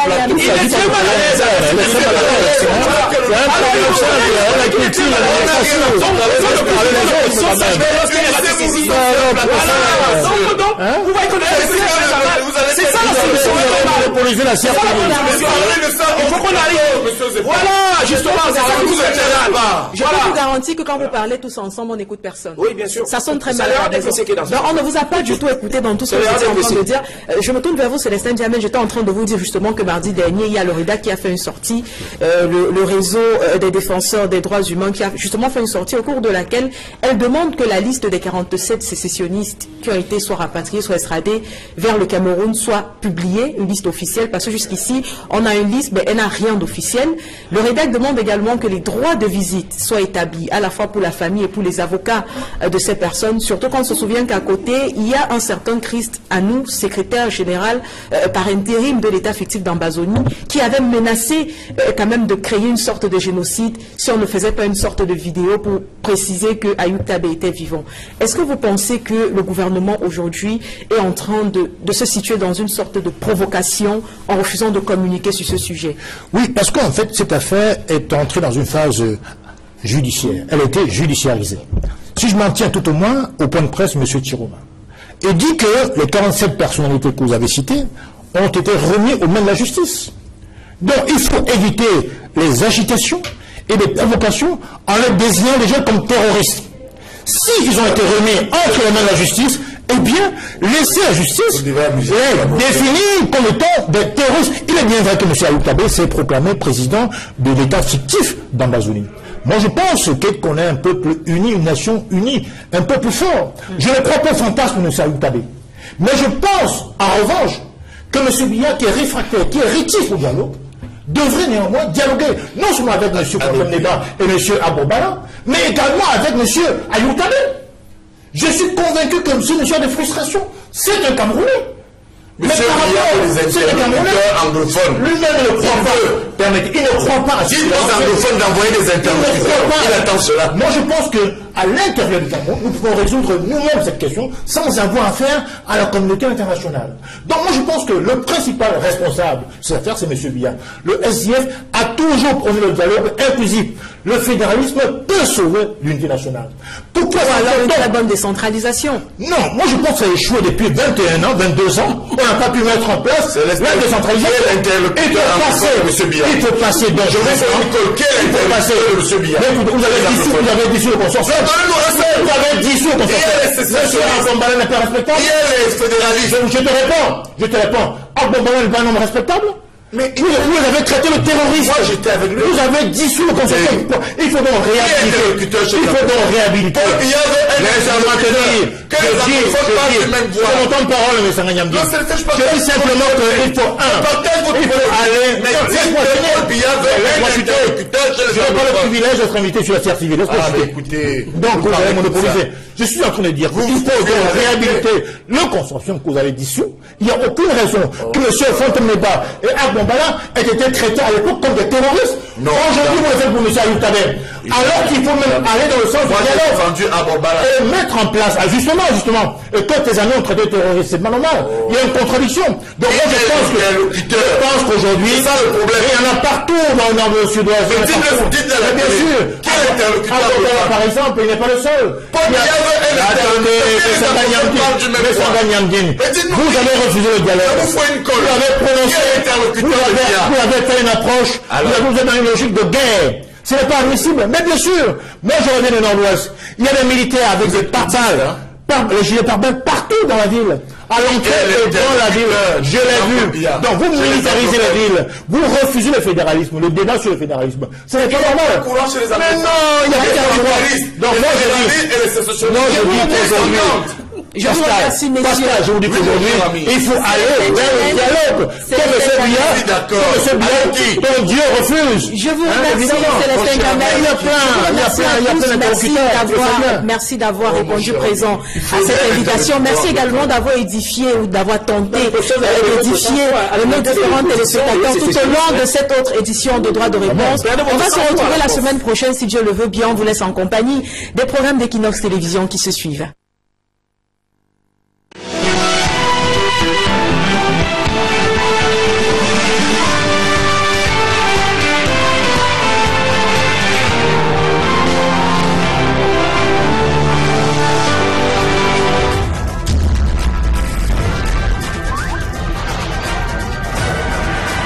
Equinox Télévision, au-delà de l'image, nous rendons compte.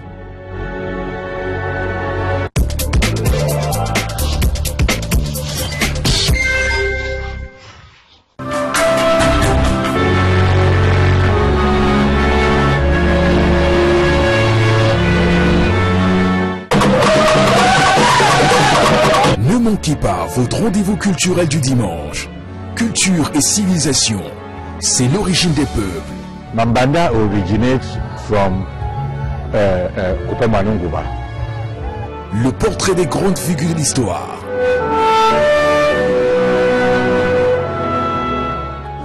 Les rituels initiatiques.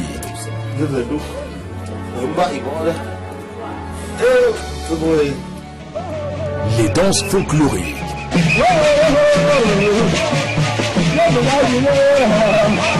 Les critères esthétiques de beauté.